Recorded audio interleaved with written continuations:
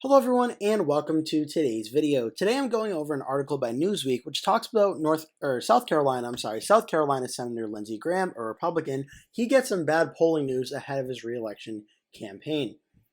Graham, who's been one of the most consistent GOP faces in the US Senate and remains a staunch supporter of President Trump, had a new poll from Winthrop University that shows in late May Graham's approval rating among Republicans was lower than other Republicans in the state of South Carolina, like President Trump at 45%, South Carolina Governor Henry McMaster, and fellow U.S. Senator Tim Scott at 41%.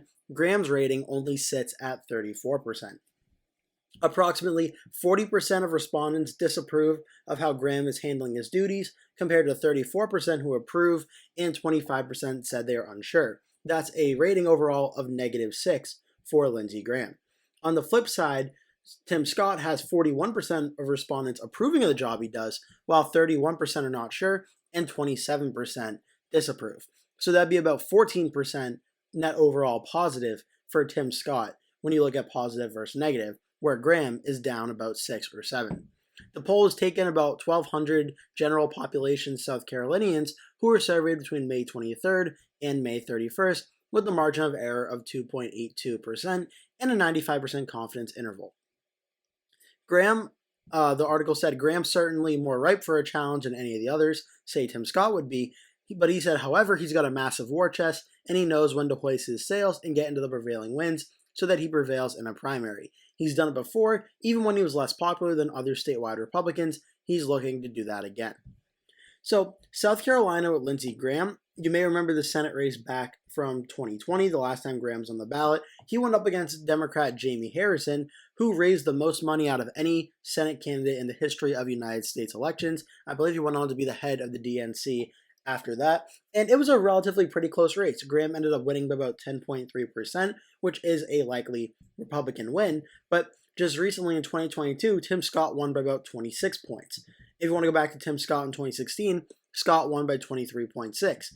Even in 2014, Scott won by 24, Lindsey Graham won by 15.5. So Graham has long been, of the two senators from South Carolina, the worst of the two in terms of electoral performance. And 2020 showed that just like it did in 2024. Graham defeated Harrison by 10.3%, but his approval numbers continue to be not all that great. Going into 2026, he's now running for a 5th term in office in the state that at the presidential level, we did just see vote for Donald Trump by 17.9%. So it voted for Trump in a safe Republican margin. 2020, it voted for Trump by 11.7%. So Trump and Graham both were running around likely Republican margins in the state of South Carolina rather than safe, whereas in 2024, it did end up going safe for Trump.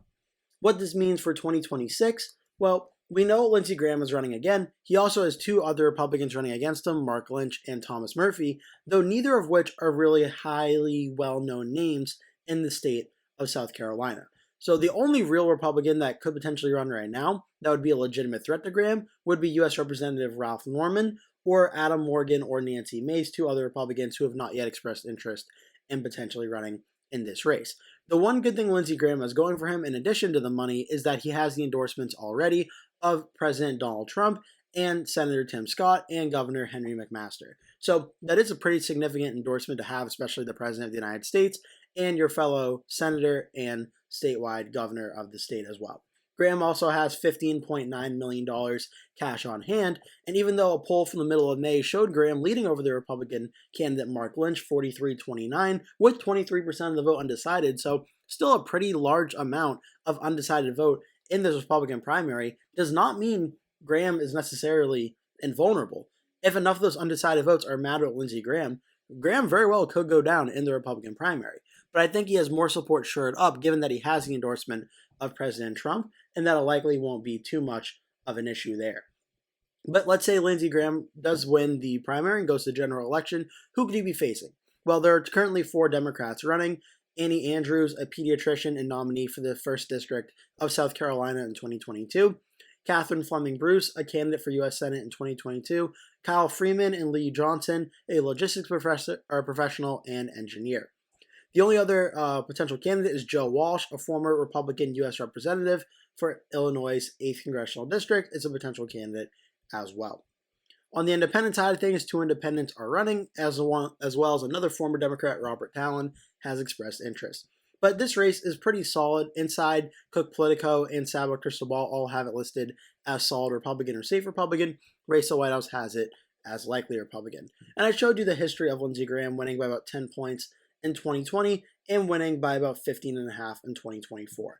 How this means for 2026, we'll have to wait and see, but I do think Lindsey Graham will have a little bit of a better showing this time around than he did in 2020.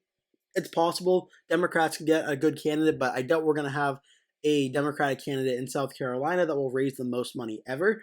And given Lindsey Graham's unpopularity, it is still a very solid Republican state. And with President Trump's support, I do think Lindsey Graham will barely hold on and win by more than 15% of the vote. It's possible he wins by under 15, given just his popularity and approval. But I do think Lindsey Graham, given all the money he has, and with the support of the president, is probably in a strong position to win the South Carolina Senate race in 2026 and gives the Republicans a very important win on the 2026 U.S. Senate map. I'm interested to hear what you have to think. Leave a comment below. Tell me your thoughts. Thank you so much for watching, and I hope to see you in a future video.